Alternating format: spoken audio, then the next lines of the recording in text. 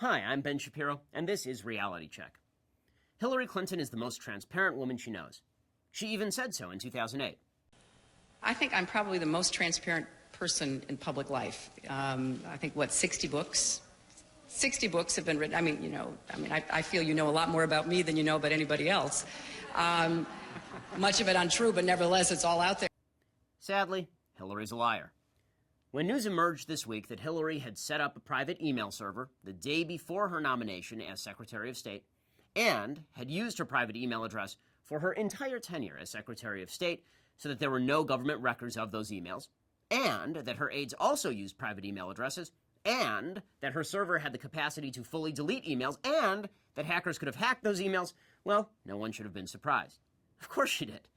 Let's take a trip in the Way-bac machine. When Hillary Clinton was 27, back in 1974, she worked for the House Judiciary Committee, which was then investigating Richard Nixon. According to her boss, a Democrat named Jerry Zeifman, Hillary met with Teddy Kennedy's chief political strategist, which was a violation of House rules. She then manipulated the system to avoid investigating Nixon, hoping he'd stick around long enough to sink Republican election chances in 1976, which she thought would have let her boy Teddy into the White House. According to the guy who shared office space with Hillary, his name was John Labovitz, Hillary gave, quote, erroneous legal opinions and tried to deny Nixon representation by counsel. Zeifman said Hillary wrote a fraudulent legal brief and confiscated public documents. Zeifman fired her. He wouldn't even give her a letter of rec.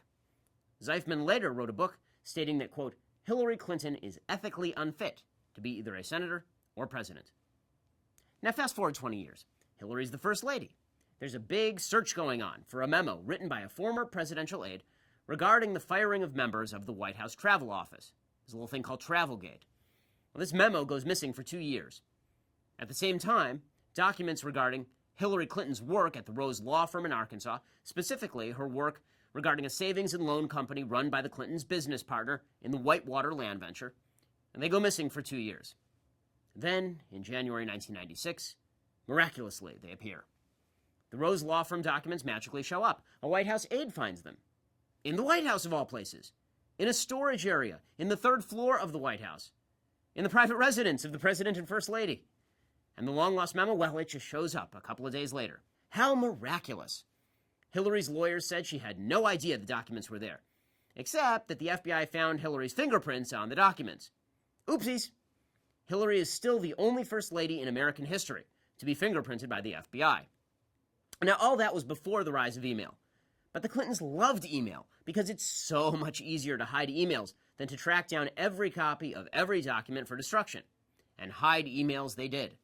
According to Judicial Watch, Cheryl Mills, Hillary's hatchet woman, helped prevent the Clintons from turning over 1.8 million emails to Judicial Watch and Congress and federal investigators. 1.8 million emails. When a White House computer contractor tried to reveal this, White House officials allegedly told her to, quote, keep her mouth shut. You know that name, Cheryl Mills. You may remember her.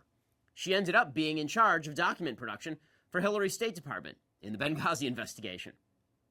When she was Secretary of State, over and over again, document requests to the State Department were rejected because they didn't have the documents.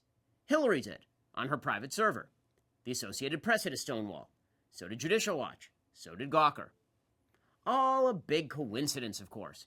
It was all a big mix-up when Clinton hitman Sandy Berger stole documents from the National Archives and stuffed them down his pants as well. And now, Hillary has assured us via Twitter she desperately wants the State Department to release all of her hidden emails. We should believe her. After all, she's the most transparent woman in American history. At least, the most transparently corrupt. Please subscribe to our YouTube channel or click here to give a quick donation.